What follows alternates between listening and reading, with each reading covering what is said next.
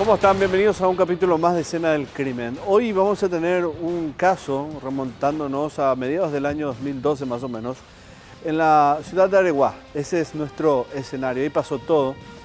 Y básicamente podríamos agregar un sinfín de ingredientes y de elementos dentro de lo que es una historia sangrienta.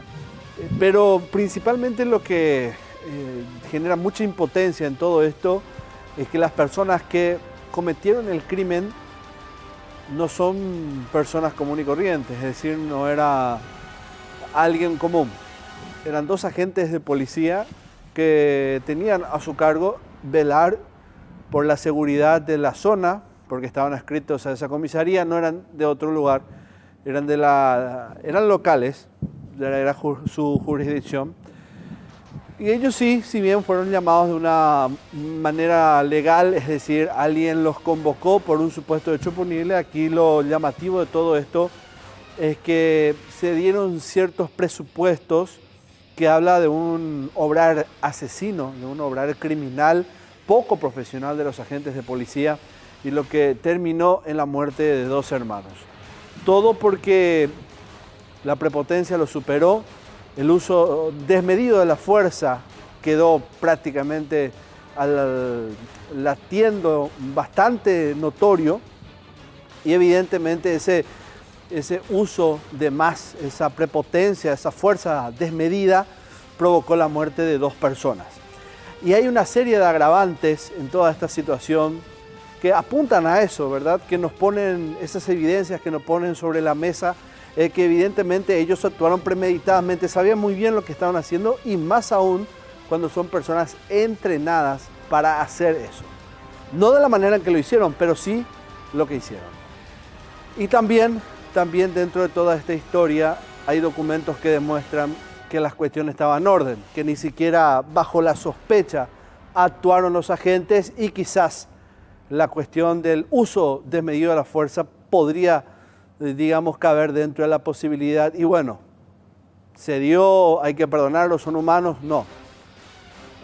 No hicieron lo que tenían que hacer, se dejaron llevar y finalmente dos personas terminan asesinadas brutalmente dentro de esta situación.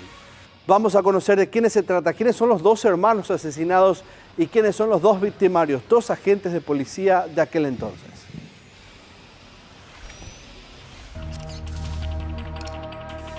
Perfiles. Víctimas. Nombre: Nolasco Amadeo Riveros. Edad: 30 años. Nacionalidad: paraguaya. Domicilio: compañía Yucurí Areguá. Fue el primero en encontrar la muerte. Recibió 5 impactos de bala luego de reclamar la violencia con la que trataba a su hermano menor. Nombre: Gerardo Javier Riveros. Edad: 22 años. Nacionalidad: paraguaya. Domicilio: compañía Yucurí Areguá. El muchacho fue brutalmente torturado antes de que lo mataran. Él recibió 7 impactos de bala, todos a traición. Victimarios. Nombre: Silvio Rubén Díaz Torres. Edad: 27 años. Nacionalidad: paraguaya. Domicilio: Asunción. Profesión: suboficial segundo de la Policía Nacional. De acuerdo a la investigación, el uniformado fue el que se encargó de ejecutar a ambos hermanos. Nombre: Quirnos Javier Estigarribia Velázquez. Edad: 27 años. Nacionalidad: paraguaya. Domicilio: Capiatá. Profesión: suboficial segundo de la Policía Nacional. El efectivo policial no llegó a percutir arma alguna, pero ayudó a su colega a dar muerte a las víctimas. Vamos a conocer más detalles de cómo se da esta situación. Yo les decía que era más o menos mediados de año en aquel 2012. Esto se da en una compañía en la zona de Areguá, no es en la zona urbana, por ende quizás la forma en que se manejan o se manejaban en aquel entonces hacia ese punto va más allá apuntando más hacia el autosustento, un poco de granja de por medio, una zona tal vez un poco aislada de la zona urbana propiamente comercial, más bien para la ciudad de Areguá, ¿verdad? En la zona, digamos, donde se manejan los artesanos, y también los locales gastronómicos. Era bastante retirado de eso, una zona descampada donde generalmente las personas se dedicaban más a la producción de leche, a la cría de ganados y otros animales también en general, lo cual nos pone con esta serie de situaciones y de, digamos, puntos que les voy citando, nos pone dentro de un panorama diferente a lo que uno pudiera acostumbrar ver en hechos de sangre. Es decir, estas personas estos hermanos estaban con un trabajo que les había asignado el papá, fueron a realizar eso, que es faenar una vaca que al final, al parecer, quedó con un golpe y eso impedía que el ganado, digamos, pudiera comercialmente producir lo que ellos necesitaban. Entonces, el final era eso, ¿no? Faenarlo y venderlo así, o por qué no consumirlo. Vaya uno a saber qué iban a hacer con ello. Lo cierto es que la misión que ellos tenían, la orden que les dio el papá, era faenar esa vaca. ¿Y qué ocurre en medio de toda esa situación? Alguien ve eso y quizás dentro de una situación diaria que se hacía tal vez común en zonas como esa, piensa de que eran dos avijeos, dos personas dedicadas al robo de ganado, al faenamiento y la venta posterior en el mercado negro sin documentos, y usted ya sabe esa historia. Entonces hace esa denuncia ante la policía. ¿Y qué ocurre? La policía llega al lugar y sucede esto.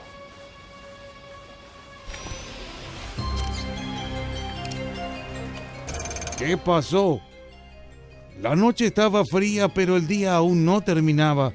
Luego de una larga jornada laboral, Nolasco Amadeo Riveros, de 30 años, y su hermano Gerardo Javier, de 22, llegaron a su residencia ubicada en Villa María Auxiliadora de la compañía Yucurú de Areguá. Luego de cargar el estómago con una deliciosa cena preparada por su madre, se alejaron 200 metros de su vivienda para faenar una cabeza de ganado vacuno.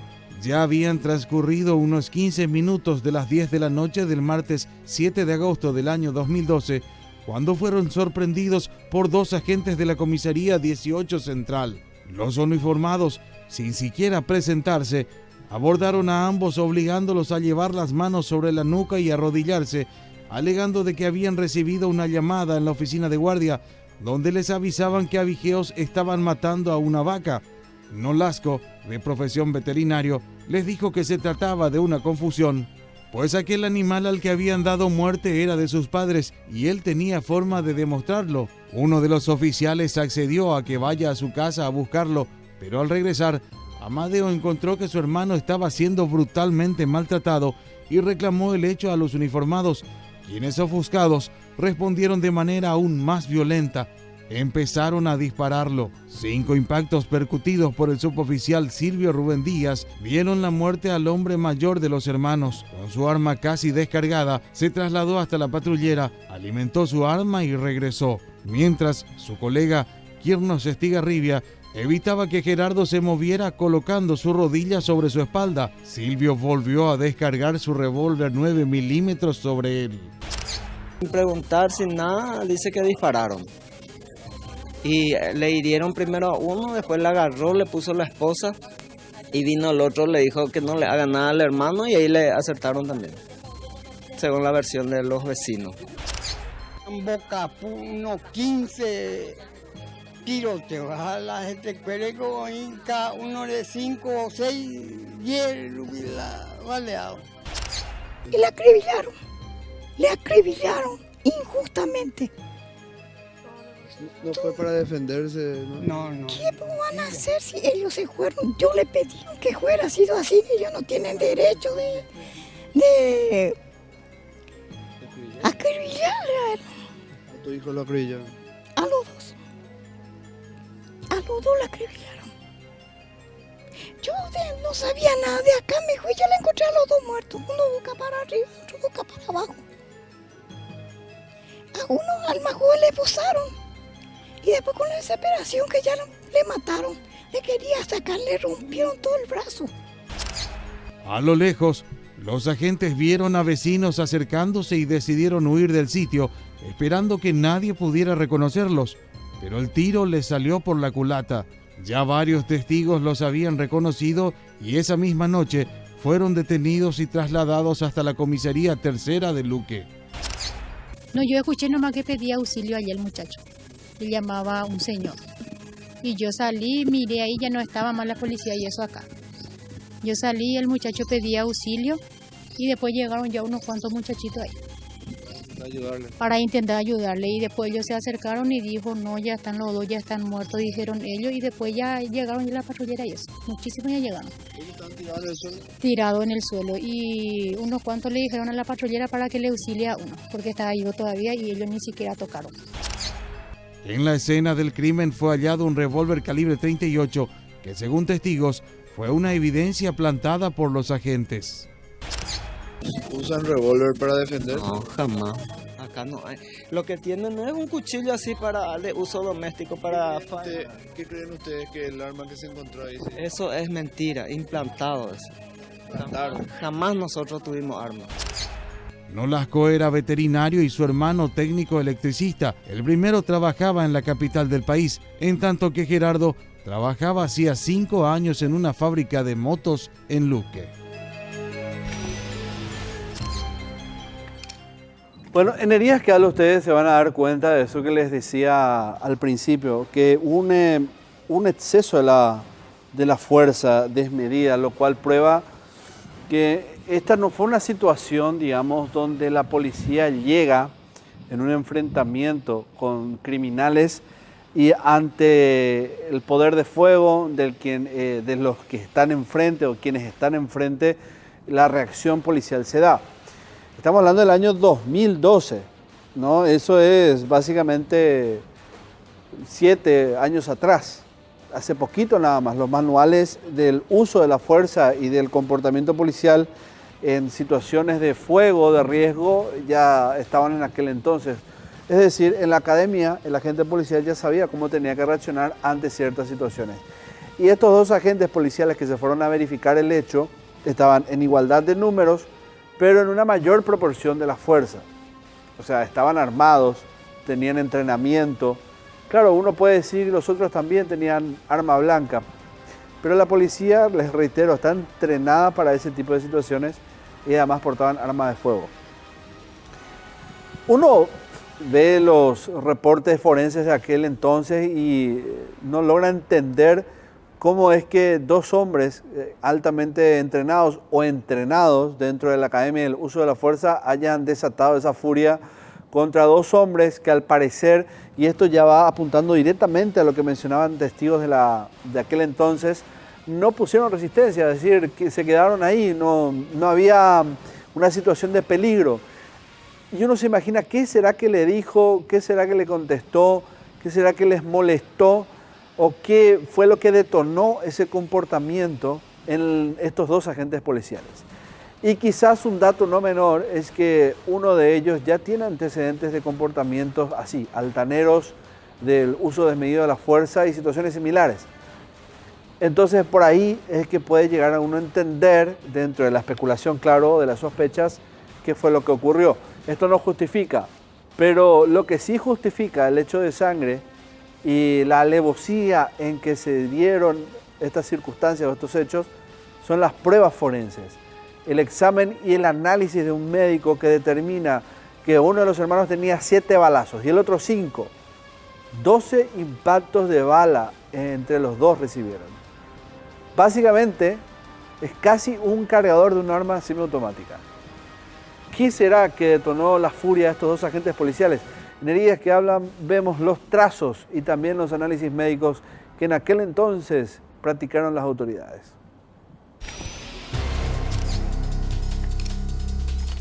Heridas que hablan. Una violenta muerte fue la que encontraron los hermanos Riveros. Previo a ser asesinados, sufrieron una atroz sesión de tortura que ambos cadáveres presentaban vestigios de golpes y contusiones. El mayor de los hermanos recibió en total 5 disparos de arma calibre 9 milímetros, 2 de ellos recibió por la espalda, otros 2 impactos perforaron su abdomen y el último tiro de gracia en el pecho. Una muerte más bestial fue la que encontró su hermano menor, Gerardo Javier. El muchacho de 22 años aún tenía puestas las esposas en el brazo izquierdo. El otro brazo los policías se lo rompieron intentándolo sacar la misma. Además, presentaba varios rastros de violencia en la espalda y los costados, pues antes de darle muerte, los uniformados lo atacaron brutalmente a patadas. El joven recibió en total 7 impactos de bala, todos a la altura del tórax y el abdomen por la espalda. La muerte de ambos fue diagnosticada como shock hipovolémico por múltiples heridas de arma de fuego.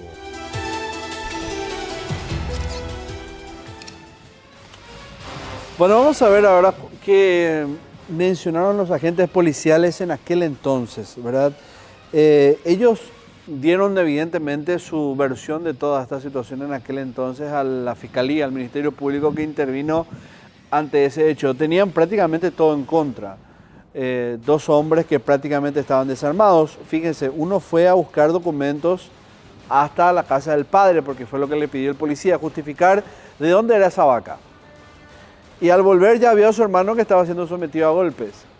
Eso es lo primero que tienen desventaja los 2 agentes policiales. Y luego los 2 terminan muertos con varios impactos de bala y varios golpes, y los agentes no tienen ningún golpe. No tienen heridas de defensa o heridas de agravio, es decir, no recibieron golpes en la resistencia que ellos mencionan dentro de su versión. Pero eso evidentemente no, digamos, fue tenido en cuenta, cambiando un poco la idea, fue tenido en cuenta en aquel entonces por la Fiscalía, porque necesitaban también el descargo de 2 hombres que básicamente fueron a constatar, confirmar o descartar si realmente la denuncia por abigeo era cierta. Esta fue la versión que dieron los 2 agentes policiales de aquel entonces.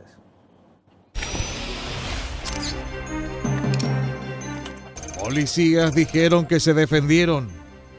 Una versión muy distinta de los hechos fue la que relataron los policías. Ellos dijeron que llegaron al sitio luego de una denuncia hecha por los propios vecinos sobre 2 abigeos que estaban matando a una vaca en una zona boscosa. Los agentes dijeron que al llegar redujeron a uno de los hermanos, Gerardo Javier, y que este se resistió al arresto. En ese momento, supuestamente, de entre los matorrales apareció el mayor Nolasco Amadeo, a quien altearon con una linterna. Los suboficiales alegaron que como no se detuvo cuando le altearon, entonces hicieron disparos intimidatorios al aire, intentando detener a ambos. Le quería esposar cada uno cada uno por su lado, ¿verdad? Cada uno a los uno a uno. El suboficial más chico a uno de sus hermanos y el otro, el más grande, el suboficial al otro. Silvio continuó diciendo que como su pistola había quedado sin balas, tuvo que ir hasta la patrullera para alimentar su cargador y al volver encontró a su colega siendo golpeado por los 2 sospechosos. Y como no le podía esposar, se pelearon con ellos y casi le sacó el arma.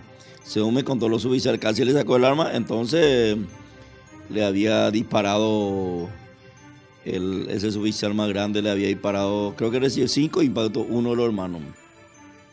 Y como el otro, él trató de correr, vino el suboficial que le disparó al que estaba peleando con el peticito. El otro iba a correr, entonces le disparó también, me acuerdo, por su espalda, recibió 6 o 7 impactos, uno de ellos, el otro recibió 5 impactos. Ese era lo que me comentaron los 2 personal. Vamos a hacer la primera pausa en Escena del Crimen. Al volver hacemos un recuento de todo esto que tenemos hasta ahora. Los primeros pasos que dieron los criminales, las víctimas, los resultados de la autopsia forense y por supuesto los primeros pasos que dieron los investigadores para aclarar. Imagínense, camaradas investigando a otros. Todo a la vuelta del corte.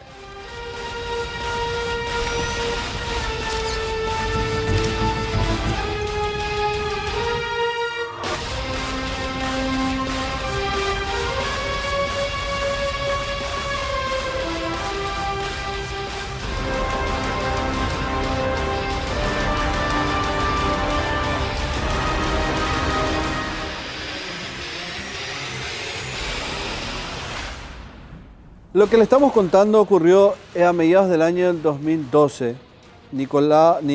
Nolasco Amadeo Riveros, de 30 años, y su hermano Gerardo Javier Riveros, de 22 años, fueron asesinados brutalmente por 2 agentes de policía en una compañía en Areguá. ¿Qué hicieron estos agentes? Y ellos fueron a verificar, de acuerdo a una denuncia que recibieron, un hecho supuestamente de avigjeo.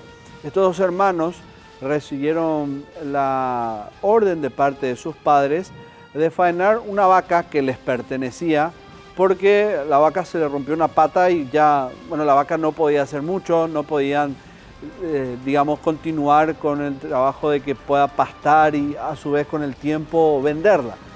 ¿Cómo uno se dedica a la venta de este tipo de cuestiones? Llegan los agentes, piden que muestren los documentos de ese ganado, de, digamos, la tenencia legal de ello, y el hermano mayor, Nolasco, fue a buscar ese papel de la venta, la cesión de esa vaca a nombre del padre de ellos. Cuando volvió, a tan solo 2 cuadras que daba la casa, vio que uno de los agentes estaba dando patadas a su hermano, al de 22 años. Y ahí comienza una gresca, uno que intenta sacar a la gente de encima del hermano que estaba recibiendo varios golpes, y finalmente eso termina de la peor forma. Los dos recibieron disparos, uno 7, el otro 5, y además la autopsia forense determina de que además de esa hazaña de los disparos, ellos fueron brutalmente golpeados. ¿Qué pasó con estos 2 suboficiales de policía? ¿Por qué hicieron eso? 2 suboficiales segundo de apenas 27 años cada uno, adscriptos a esa comisaría local, fueron los responsables según la investigación. Ellos en su defensa dijeron que hubo resistencia, que los otros se opusieron y por eso reaccionaron así. Sin embargo, con el tiempo la investigación demostró lo contrario. Ahora, sí determinó, y esto según la pericia de los investigadores, que solo uno de ellos fue el que ejecutó los disparos. Este es el ojo del investigador y los primeros pasos de la policía.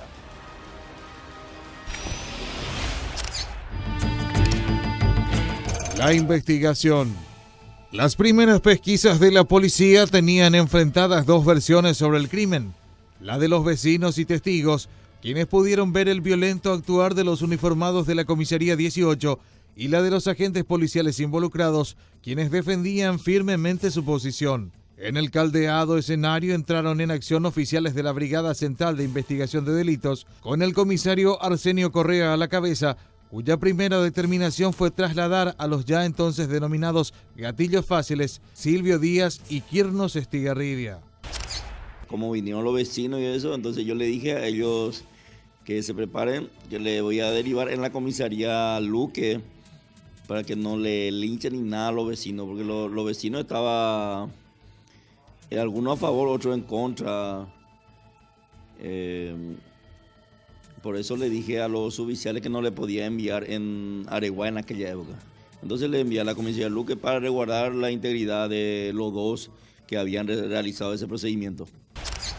De acuerdo a la versión de los vecinos, solo uno de los agentes había realizado los disparos, el suboficial Silvio Rubén Díaz, quien efectivamente dio positivo a las pruebas de nitrito y nitrato, confirmándose que este fue el único en efectuar disparos, cegado por una inexplicable rabia que lo convirtió aquel día en un criminal. El peticito no disparó ni un...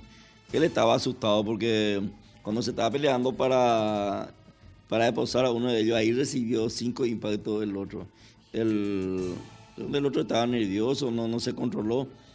Y el peticito estaba totalmente asustado, me acuerdo, estaba congelado, estaba almidonado, se quedó el policía porque no creyó que su camarada le iba a disparar también así de esa forma. Y ya era mucho, ya de 5 o 6 impactos. No es que le disparó un solo impacto, ahí cambia. Pero dispararle 5 o 6 impactos ya no es normal, vamos a decirle. Si era un disparo era diferente.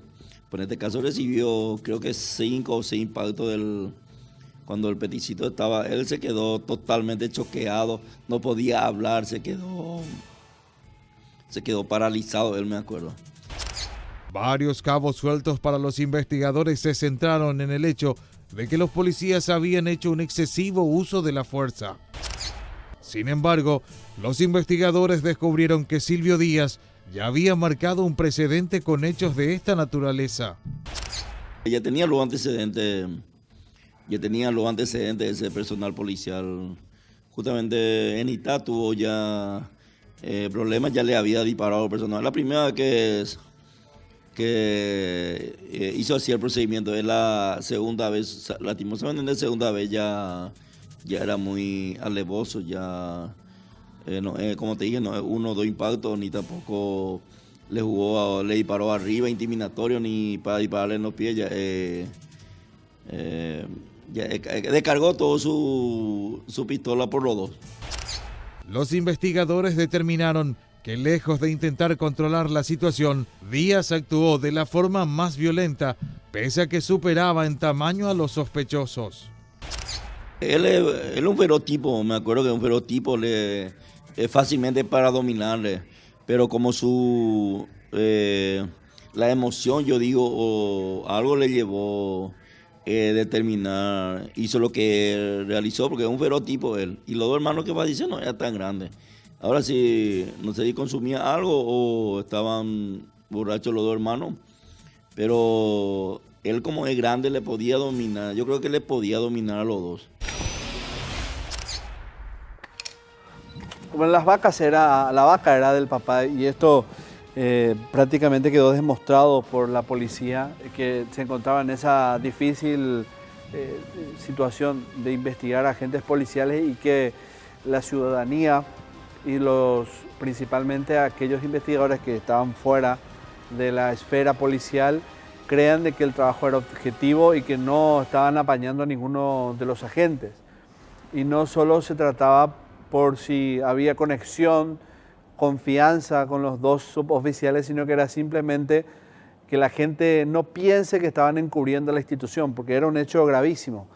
Asesinaron con saña, castigaron con brutalidad a las dos personas, parecía hasta un trabajo de sicarios, una venganza, un hecho hasta, uno podría llegar a pensar, un sinfín de hipótesis de crímenes que generalmente uno los tiene registrados de frontera. Y esto no era así. Esto simplemente se desató, muchos se evalúan por el comportamiento de uno de los dos agentes policiales, el exabrupto del otro, y eso que se volvió en un cóctel peligroso. Les decía que la vaca se comprobó que efectivamente era de la familia, que uno de los dos hermanos fue a buscar ese documento que probaba que la vaca lo compraron por 2 millones de guaraníes y hubo una cesión de una persona a otra para que eso ocurra. Y no pudieron probar, o sea, no hicieron caso a eso. ¿Qué pasó con los agentes que no tuvieron en cuenta? ¿O por qué no esperaron a que retorne el hermano para aclarar las cosas?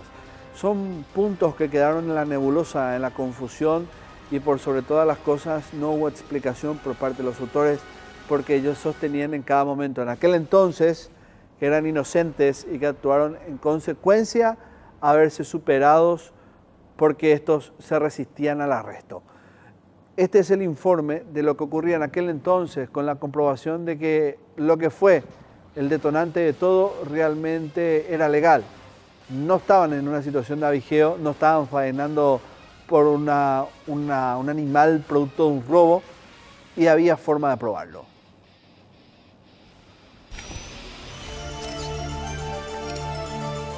Vacas eran del papá.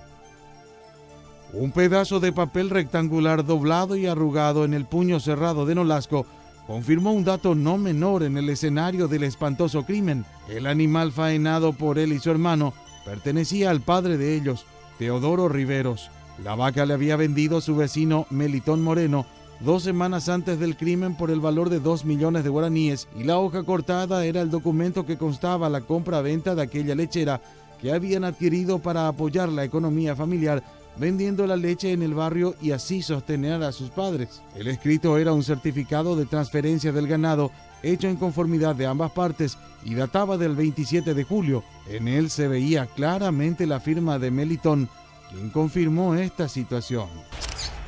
Era de mi propiedad, yo le vendí. Tiene la boleta de venta con registro de marca, número, con marca pintado. Yo le vendí. Se hizo en forma. En forma, en 2 millones de guaraníes yo le vendí al muchacho. Teodoro dijo que él ordenó a sus hijos matar a la vaca debido a que se había roto la pata y que lo hicieron a esa hora puesto que ambos trabajaban durante el día. El 27 de julio. ¿Compraron la vaca? La vaca, sí.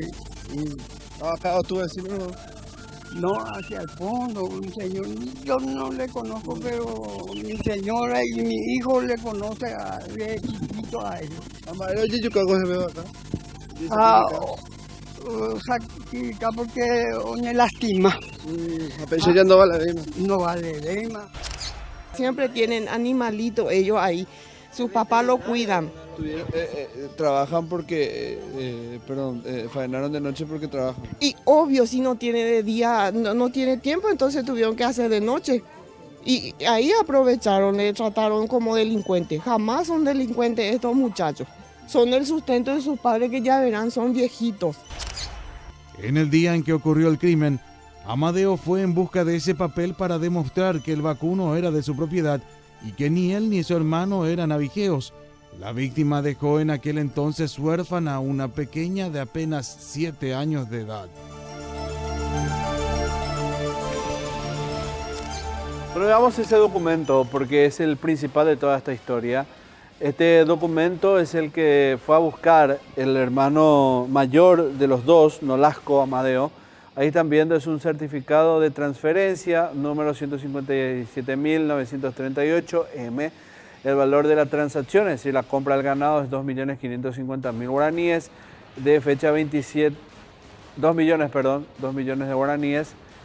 Y la fecha es 27 días del mes de julio del año 2012, ¿no? Y después ese texto que ven ahí y que ya es casi, o es poco perceptible, es básicamente la descripción de la transacción. Estaba la firma de Melilton Moreno, que es el vendedor, ahí está el número de documento y la rúbrica. Es decir, con toda esta cantidad de datos se podría probar fácilmente que ese ganado no era robado, que no le pertenecía a otra persona a más de aquel quien tenía. ¿Dónde está el documento? Este documento en la mano de Nolasco se encontró en poder de él, ya evidentemente yacía inerte, estaba muerto, y ese documento estaba en la mano. Pese a todo esto, porque eran evidencias muy claras de lo que había pasado, la policía igual seguía sosteniendo a aquellos que hicieron esto, que se trataba de una acción en defensa de una resistencia. Pero uno puede decir perfectamente lo que quiera, es más, no está obligado a declarar en su contra.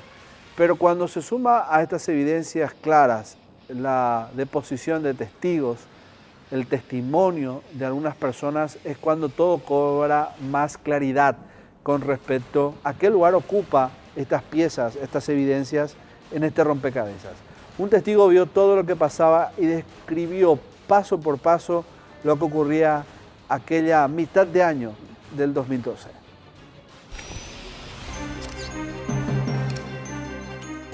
Declaración del testigo.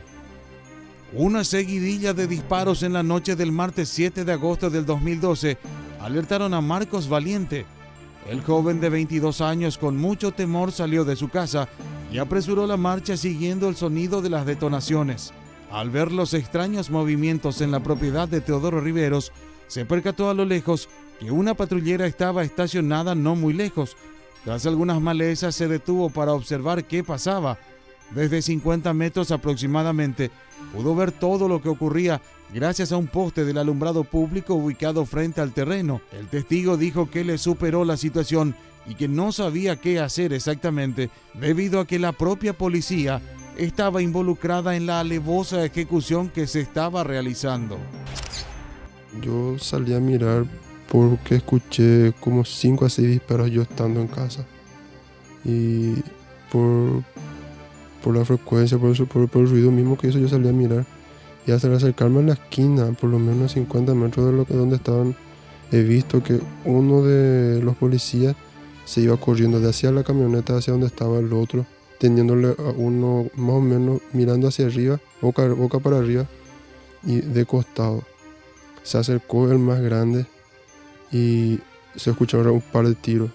Y se vio bien como la pistola se encendió y eran como 5 a 6 tiros en esta posición. Y para graficar, Gerardo estaba en el suelo y el policía arremetió estando él en el suelo mirando hacia arriba, boca arriba, con el brazo torcido hacia atrás. El testigo dijo que ambos hermanos fueron ejecutados por los uniformados y que antes de retirarse, ellos intentaron sacarle la esposa al menor, pero que no pudieron. Luego, arrastraron al mayor hasta donde se encontraba su hermano y allí los abandonaron. Mediante su radio de frecuencia policial, los agentes pidieron apoyo, alegando que uno de ellos había sido herido. Uno de los cuerpos ellos se alzaron en el hombro, por eso tienen la mancha de sangre en el cuerpo, los dos tienen la mancha de sangre porque le alzaron en el hombro y le arrastraron hasta donde estaba el hermano y le dejaron ahí. En esta posición le alzan los dos y le arrastran y le ponen donde está su hermano. Porque según tengo entendido, a Gerardito, el que yo he visto era Gerardito lo que le habían pateado, porque le patearon muchísimo, le pegaron, le patearon y él se puso boca arriba y tratando de levantarse, y cuando él se quiso levantar, el policía más chico se arrodilló sobre él y el otro le empezó a disparar, le disparó. Él estaba en esta posición así mirando arriba y tratando de moverse. Uno de los policías, el rubio grande, creo que era él el que volvió en la otra patrullera y desarmó la esposa como para quitarle porque no tenía la llave y estiraron, desarmó. La esposa está desarmada en un lado, está todo roto. No está sujeta. Está sujeta a una muñeca y el otro lado de la esposa está completamente destrozado. Y el documento de la vaca estaba con ellos ahí en la mano de Nolasco. ¿Quisieron llevarme? Sí, quisieron llevar y nosotros no pusimos. Yo me asusté por lo que he visto y volví para avisarle a mis familiares. Y cuando salimos, antes de salir escuchamos como 7 a 8 tiros continuos. Y cuando nos acercamos a lo que pasó, uno de los oficiales de policía gritó que le habían herido al compañero y que solicitaban apoyo. Salieron volando del lugar y antes de que nosotros nos acerquemos, trataron de quitarle la esposa a Gerardito.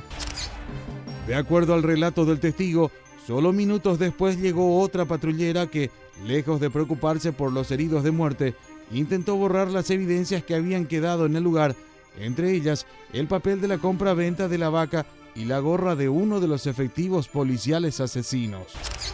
Estaba el papel del animal, el documento del animal estaba con ella.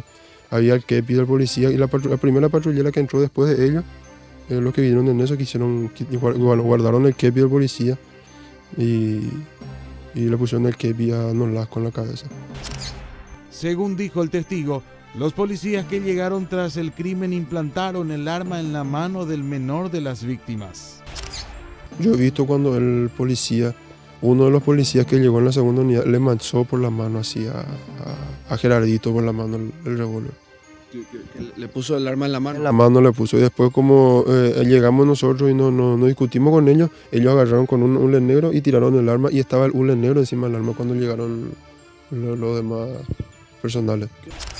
No discutimos con los policías, hasta inclusive uno de los policías de la comisaría, yo creo, Villalba su apellido, nos amenazó diciendo de que nosotros no teníamos por qué venir a meternos ahí, que era cosa de la policía.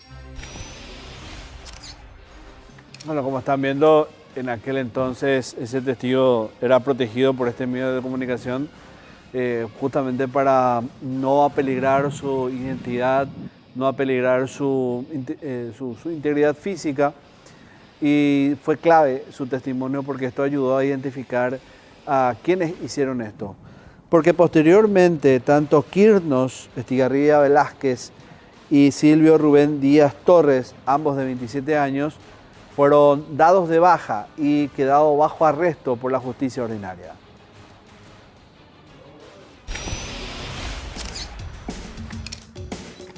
Presos y de baja. 3 días después del asesinato de los hermanos, el viernes 10 de agosto, la Dirección de Justicia Policial instruyó un sumario administrativo para los suboficiales Quirnos Javier Estigarribia y Silvio Rubén Díaz, por orden del entonces ministro del Interior Carmelo Caballero. El titular de la dirección en aquel tiempo, el comisario Juan Eliseo Báez, recibió el expediente y libró la resolución para la instrucción del sumario interno realizado por Asuntos Internos de la institución y de otras unidades investigativas. Con el sumario se determinó que hubo utilización indebida de las armas y de la fuerza policial. No se explica de otra manera un ensañamiento como ese. Son 7 disparos a una persona y 5 disparos a la otra persona. No se explica un rebasamiento de esa naturaleza en un suceso de intervención policial, ¿verdad? O sea que lo que se presume es que ellos intervinieron también con armas, ¿verdad? tratando de defender no sé qué intereses, ¿verdad? El fiscal Nicasio Galeano los imputó por homicidio doloso y solicitó la prisión preventiva de ambos. El juez Alberto Sosa ordenó que sean trasladados al penal de Tacumbú, pese a que los abogados de los policías intentaron invertir esa situación y pidieron que sean trasladados a la agrupación especializada. Para ello ofrecieron al propio fiscal entregar 22 millones de guaraníes a modo de reparación del daño a los padres de los fallecidos. Hay una sugerencia de que ellos quieren pagar los 22 millones de guaraníes a la víctima a cambio de pasar a la agrupación especializada. ¿Y eso cómo se toma, doctor? ¿Como una especie de extorsión? No se toma así, pero es la pretensión de la defensa que tiene todo el derecho de plantear una cuestión así, ¿verdad? Ellos están por la defensa y lo que quieren pueden plantear, ¿verdad? Otra cosa es que se les acepte y se les conceda. Claro, pero no depende tampoco de la familia, ¿verdad? Que ellos pasen a la especializada. Claro, Depende de un juez. Depende de un juez y el fiscal, ¿verdad? Al año siguiente, el 12 de marzo del 2013, el Tribunal de Calificaciones se reunió para estudiar 35 bajas, entre las cuales estaban las del suboficial Silvio Díaz y su camarada Quirnos Estigarribia y otros agentes que cayeron en diversos ámbitos delictivos. Hacemos la segunda pausa aquí en Escena del Crimen. En la vuelta, ¿cómo ocurre el desenlace? ¿En qué termina toda esta historia? Después de la pausa.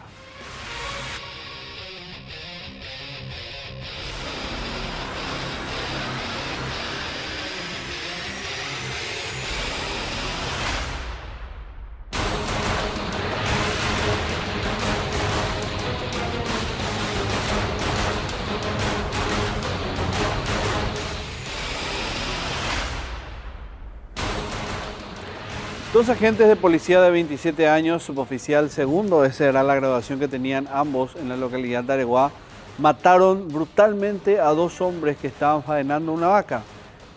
Y supuestamente lo hicieron porque estos dos se resistieron al arresto, pese a que la orden que dio uno de ellos poco antes de darse el homicidio fue la de probar que realmente la vaca que estaba siendo faenada les pertenecía.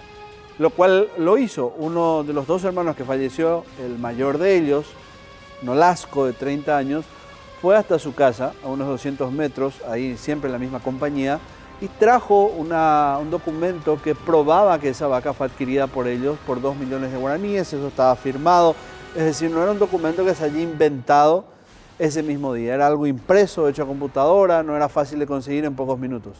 Cuando llegó Nolasco vio que su hermano estaba siendo brutalmente castigado, físicamente, le estaban pegando a patadas, con golpes, y después cuando él quiere resistirse comienzan los disparos. Uno de los dos agentes, según la investigación, fue el único que disparó. Uno recibe 7 impactos de bala, el otro 5, además de todos los golpes que habían proferido los dos agentes de policía. Un testigo vio absolutamente todo y esto se sumó con el cúmulo de evidencias que tuvo la Fiscalía y la Policía para poder sostener esto. No era fácil. La propia policía investigaba a dos agentes de su propia institución por un hecho de sangre, un doble homicidio. Con el tiempo, el testimonio y también las pruebas permitieron que un tribunal de calificaciones les dé de baja y eso liberar dentro del proceso al Ministerio Público de ciertas presiones. Y los llevan a una condena. ¿Cuál fue esa condena? Este es el informe.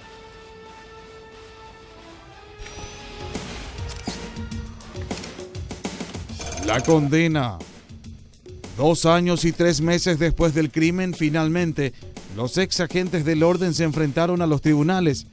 El tribunal fue integrado por los jueces Leticia de Gasperi, Oscar Rodríguez Masi y Dina Malchuk, que resolvió condenar a Silvio Rubén Díaz y Quirnos Javier Estigarribia a 20 años de cárcel por dar muerte a los hermanos Nolasco y Gerardo Javier Riveros. Durante el juicio, ambos mantuvieron su versión de que supuestamente los confundieron con abigeos. Si bien al principio la causa fue designada al fiscal Nicasio Galeano, quien realizó las primeras diligencias, el caso fue llevado a juicio oral y público por la fiscal Natalia Fuster, quien acusó a ambos por el asesinato de los hermanos. Pese a que los ex policías no contaban con antecedentes, fueron condenados a la pena máxima debido a que en ningún momento mostraron signos de arrepentimiento y en todo momento justificaron el procedimiento policial, dijo la fiscal Fuster. Ellos tomaron como valedero su actuar. dijeron que los hermanos cometieron un hecho punible, pero que no supieron justificar el excesivo uso de la fuerza. Fuster comprobó en juicio que aquella noche los hermanos no estaban realizando el abigeato que los uniformados dijeron haber ido a constatar, ya que estaban carneando una vaca del padre que había sufrido un accidente. Además, se concluyó que el arma que fue encontrada en la escena del crimen efectivamente fue plantada por los uniformados, que desde un principio hicieron un procedimiento erróneo. La indemnización. Luego de casi 4 años del crimen, el 7 de abril de 2016, la jueza María Angélica Calvo dio lugar a la demanda resarcitoria, exigiendo a los 2 ex policías Díaz y Estigarribia, además del Estado paraguayo, a indemnizar con 500 millones de guaraníes a los padres de los hermanos Teodoro Riveros y Victoria Famoso de Riveros.